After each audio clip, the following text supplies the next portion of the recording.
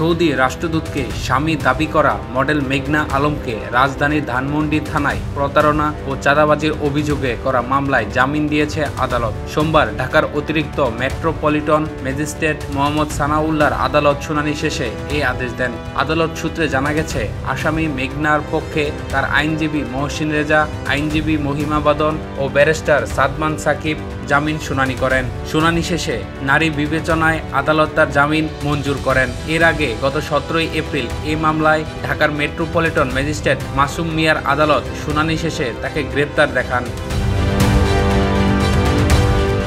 মামলায় অভিযোগে জানা যায়, মেঘনা আলম, দেওয়ান সমীর সহ অজ্ঞাতনামা 2 থেকে 3 জন একটি সংঘবদ্ধ প্রতারক চক্রের সক্রিয় সদস্য। তারা বিভিন্ন সুন্দরী মেয়েদের দিয়ে বাংলাদেশে কর্মরত বিভিন্ন বিদেশি রাষ্ট্রের কূটনৈতিক প্রতিনিধি ও দেশীয় ধনাঢ্য ব্যবসায়ীদের প্রেমের ফাঁদে ফেলে অবৈধ সম্পর্ক স্থাপন করে ও বিভিন্ন অবৈধ পন্থা অবলম্বনের মাধ্যমে তাদের সম্মানহানির ভয় দেখিয়ে অর্থ আদায় করে আসছেন।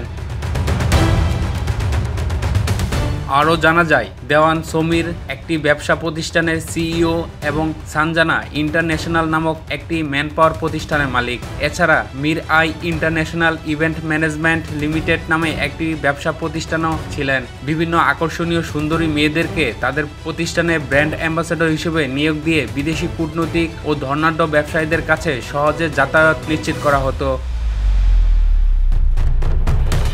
মামলা সূত্রে আরও জানা যায়, দেওয়ান সমীর তার ম্যান পাওয়ার ও অন্যান্য ব্যবসাকে অধিকতর লাভজনক প্রতিষ্ঠান হিসেবে দাঁড় করানোর লক্ষ্যে চক্রান্তের অংশ হিসেবে অসৎ উদ্দেশ্যে তার সহযোগী আসামিদের সহায়তায় ও অসৎ উদ্দেশ্যে বিভিন্ন কূটনৈতিককে ব্ল্যাকমেইল করে বড় অঙ্কের টাকা চাঁদা দাবি করত।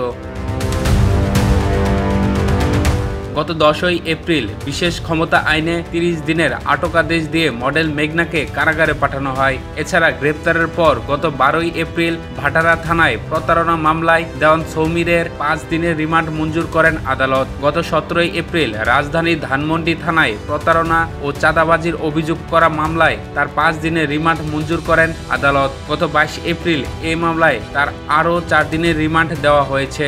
রিমান্ড শেষে গত 27 এপ্রিল তাকে কারাগারে পাঠানো হয়েছে।